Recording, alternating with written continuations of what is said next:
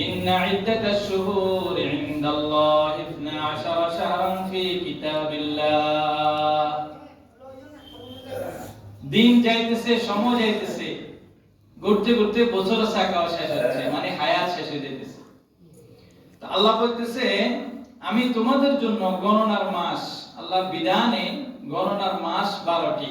ইন্না ইদ্দাতাশ শুহুর ইনদাল্লাহ, আল্লাহর বিধানে 12 শাহরা, 12টা মাস। গণনার জন্য আল্লাহর বিধান কয়টা মাস? 12টা মাস। ফি কিতাবিল্লাহ, আল্লাহ পাক রব্বুল আলামিনের বিধান। ইয়াওমা খালাকাস সামাওয়াতি ওয়াল আরদা মিনহা আরবাআতুন হুরুম, কখন থেকে? যেদিন থেকে 7 তবক আসমান এবং পৃথিবী সৃষ্টি করেছি আমি, ওই দিন থেকে আমি তোমাদের জন্য সময় এবং মাস গণনার জন্য 12টা মাস তোমাদের জন্য আমি নির্ধারণ করে দিয়েছি। মিনহা আরবাআতুন হুরুম, ওই 12টা মাসের ভিতরে আমি তোমাদের জন্য 4টা মাসকে মহিমান্বিত মাস, সম্মানিত মাস হিসাবে নির্বাচন করে রেখেছি। স্বাধীন রাষ্ট্র হিসেবে বসবাস করি, আর এই স্বাধীন রাষ্ট্রে কি 16 ডিসেম্বর প্রত্যেক দিন হয়নি? 26শে মার্চ প্রত্যেক দিন হয়নি? 21শে ফেব্রুয়ারি প্রত্যেক দিন হয়নি? তো 12 মাসের ভিতরে কিছু কিছু মাসের দিনকে নির্বাচন করে নিয়েছি আমরা আন্তর্জাতিক মহলকে দেখানোর জন্য, যেটা আমাদের বিজয় দিবস, এটা আমাদের স্বাধীনতা দিবস, এটা আমাদের ভাষা দিবস। ঠিক না? আমরা সাধারণভাবে যদি নির্বাচন করতে পারি, তা আল্লাহ তো মহান। আল্লাহ আমাদের জন্য কিছু মাসকে নির্বাচন করে রেখেছেন। মিনহা আরবাআতুন হুরুম যালিকাদ দীনুল কাইয়্যিম, এটাই আল্লাহ পাক রব্বুল আলামিনের নির্ধারিত বিধান। 12 মাসের 12 মাস এক দিন, 1 ঘন্টা। পৃথিবীর বুকে হাজারো বৈজ্ঞানিক আছে, দার্শনিক আছে, হাজারো স্যাটেলাইট আছে। একজন লক্ষ কোটি বৈজ্ঞানিক যদি একসাথে হয়, একটা মিনিট 12 মাসের অতিরিক্ত তৈরি করার সুযোগ না আছে? পৃথিবীর বুকে যত স্যাটেলাইট আছে, দার্শনিক আছে, বৈজ্ঞানিক আছে, সবাই একসাথে হইলো আর কি। আল্লাহ 12 মাসের কথা কেন বললো? আমি 13 মাস বানাবো, খাইবনি। ফালা তাযলিমু ফীহিন্না আনফুসাকুম, তোমরা তোমাদের নফসের উপর অত্যাচার করিও না, জুলুম করিও না। আমি যে 4 মাস বাছাই করছি, এটা কিন্তু কোরআন শরীফের বলে দেয় নাই যে কোন কোন মাস।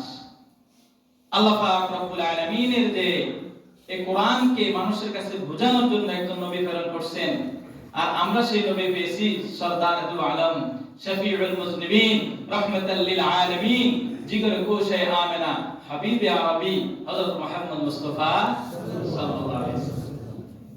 উনি এই 4 মাসকে বিশ্লেষণ করে আমাদের কাছে বুঝাই দিয়েছেন। 4 মাস কি? আল্লাহ রাসূল হাদিসের ভিতরে ইশারা করতেছেন, 4টি মাস তোমাদের জন্য যে আমি মহিমান্বিত হিসেবে নির্ধারণ করে দিলাম, আমার রাসূলের মাধ্যমে সেটাকে আমি বর্ণনা করে দিয়েছি। সেটা হলো শাওয়াল, জিলকদ, জিলহজ। কয় মাস হলো? 3 মাস। আরেক মাস হলো রজব। শাওয়াল, জিলকদ, জিলহজ, লাগাতার 3 মাস, আর হলো রজব মাস। এই 4 মাস, 12 মাসের ভিতরে 4 মাসের সম্মান অধিক বেশি, অধিক বেশি এই 4 মাসের সম্মান।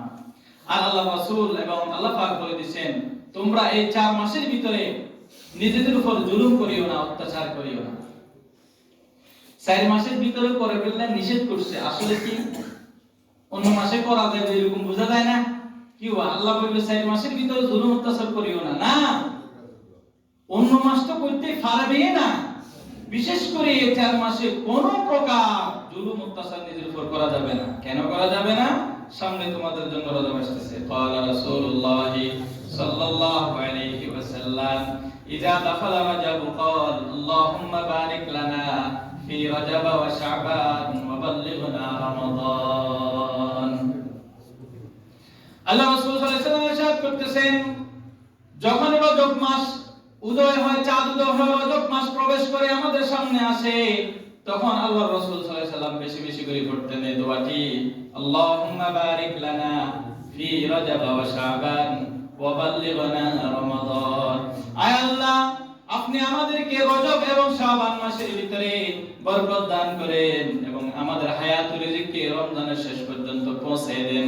রমজানের নিয়ামত আর বরকতগুলা আমরা অর্জন করার তৌফিক আমাদেরকে দান করিয়েন। কি সুন্দর দোয়া। এটাই হলো প্রটোকল। এটা কি প্রটোকল, মানে নিরাপত্তা নিজের জন্য। দেখছেন? তাহলে কি করতে হবে? প্রটোকল কি? গুলি, রাইফেল, পিস্তল, গুলি, লাঠি, ছুরি কিছু নাকি? আল্লাহুম্মা বারিক লানা ফি রজব ওয়া শাবান ওয়া বাল্লিগনা রমাদান। তুমি প্রত্যেক নামাজের পরে পড়ো, সমস্যা নাই। তুমি হাঁটি হাঁটি পড়ো, সমস্যা নাই। দান কাটতে কাটতে পড়ো, সমস্যা নাই। রোয়া লাগাইতে লাগাইতে পড়ো, সমস্যা নাই। তুমি দোকানদারি করতেছো, মাল সামানা মাইকতেছো, মাইকতে পড়ো, সমস্যা নাই। দোকানে ব্যবসা বাণিজ্য কাপড় চোপড় বিক্রি করতেছো, সমস্যা নাই, দোয়া পড়ো। ওষুধ বিক্রি করতেছো, মনে মনে দোয়াটা পড়ো। আল্লাহুম্মা বারিক লানা ফি রজব ওয়া শাবান ওয়া বাল্লিগনা রমাদান। রজব মাসের আজকে কত তারিখ যাইতেছে? 5 তারিখ। কত তারিখ? 5 তারিখ। আজকে জুমার দিন আসছেন, অন্তত কিছু একটা হলো তো নিয়ে যেতে হবে। তো রজব মাসের 5 তারিখ চাঁদ উদয় হয়ে গেছে, 5 তারিখ চলে যাইতেছে। আজকে জুমার মাধ্যমে আমরা রজব মাস থেকে করণীয় পাই গেলাম। রমজানের শেষ পর্যন্ত এই দোয়াটা সবসময় করতে থাকবো। আল্লাহুম্মা বারিক লানা ফি রজব ওয়া শাবান ওয়া বাল্লিগনা রমাদান। আরেকটা হাদিসে আছে, আল্লাহ রাসূল বলেন, তোমাদের যাদের সম্ভব রজব এবং শাবান মাসে কিছু কিছু বেশি বেশি যদি করো, বেশি বেশি আর নইলে কিছু কিছু হলো রোজা রাখো, উপস্থ করো। কেন? সামনে অতিথি আসতেছে, প্রধান অতিথি আসতেছে, দায়িত্ব বেশি। দায়িত্ব যখন বেশি হয়ে যাবে তখন নিজে খাবে সময় থাকে না, থাকেনি। বিয়ে শাদী অনুষ্ঠান হলে তখন গৃহস্থরা খায়নি। অনেক সময় আছে মা বাপ চাচা যারা আত্মীয় স্বজন বিয়ে অনেক সময় খায়ও না, ওই আপ্যায়ন করতে করতে নিজের বেলা চলে যায়। তো এই জন্য বলতেছে, সামনে প্রধান অতিথি আসতেছে, তোমরা যদি রজব আর শাবান মাস থেকে প্রস্তুতি না নাও, ও বান্দা, রমজান মাসে তোমার বিভিন্ন অজুহাত দেখা দিবে। বলবাদে ডায়াবেটিস নিয়ন্ত্রণে নাই, বলবাদে গ্যাস্ট্রিক নিয়ন্ত্রণে নাই, বলবাদে প্রেসার নিয়ন্ত্রণে নাই। এই জন্য আল্লাহ পাক রব্বুল আলামিন বলে দিয়েছে, তোমরা এখন থেকে প্রটোকল সৃষ্টি করে দাও, নিজের নিরাপত্তা নিজের ভিতরে সৃষ্টি করে দাও, নিজের ভিতরে নিজের জুলুম অত্যাচার দুর্যোগগুলো শেষ করে দাও। ফালা তাযলিমু ফীহিন্না আনফুসাকুম, নিজের উপর নিজে অত্যাচার করিও না। তাহলে বুঝা যায় আমরা নিজের উপর নিজে কি করি? অত্যাচার করি, করি না? করি। এইজন্য তো নামাজের ভিতরে দোয়া মাসুরা পড়তে হয়।